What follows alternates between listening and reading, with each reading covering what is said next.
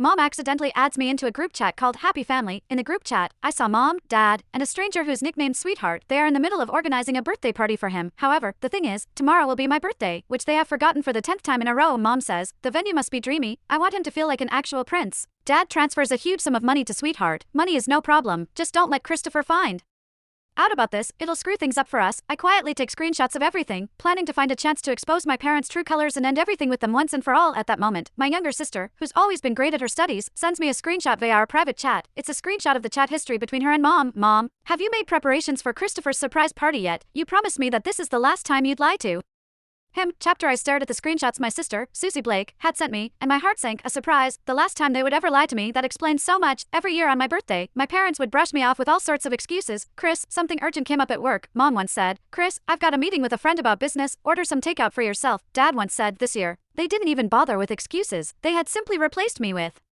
someone else. I tossed my phone aside. My chest felt as if something heavy had lodged itself there. Another WhatsApp message from Susie popped up. Christopher, don't overthink it. Mom and Dad just, I replied with just 2 words. Got it, overthink it. How could I not overthink it? The facts were right in front of me. That birthday party for their sweetheart was the so-called surprise they had lied to me about. As their biological son, I was nothing more than a backdrop for another boy's happiness.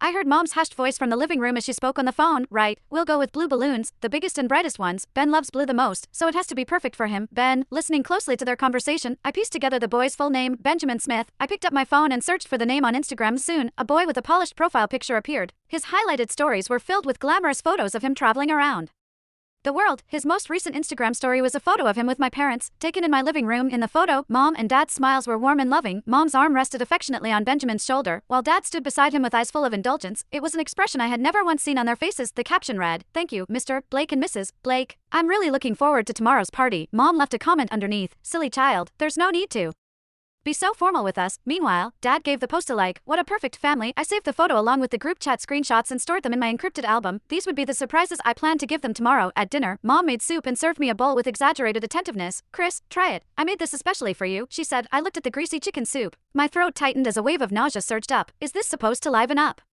Benjamin's birthday party? I asked lightly. The smile on Mom's face froze. She glanced at Dad, and his expression darkened immediately. What nonsense are you talking about, Benjamin? He replied. Oh, looks like you forget things easily, Dad. I took out my phone and opened the photo. Isn't this boy your so-called sweetheart? Dad's face turned ashen in an instant. Mom rushed to smooth things over. Chris, you misunderstood. He's the son of an important client of mine. We're just helping to organize his birthday party. A client's son, I sneered. Is he important enough to have a whole group chat, to be tagged as sweetheart, and to even receive a large money transfer? Is he important enough to make you ignore your own son's birthday entirely? In an instant, the living room fell silent except for the sound of breathing. Susie rushed out of her room and grabbed my arm. Christopher, let's not get carried away.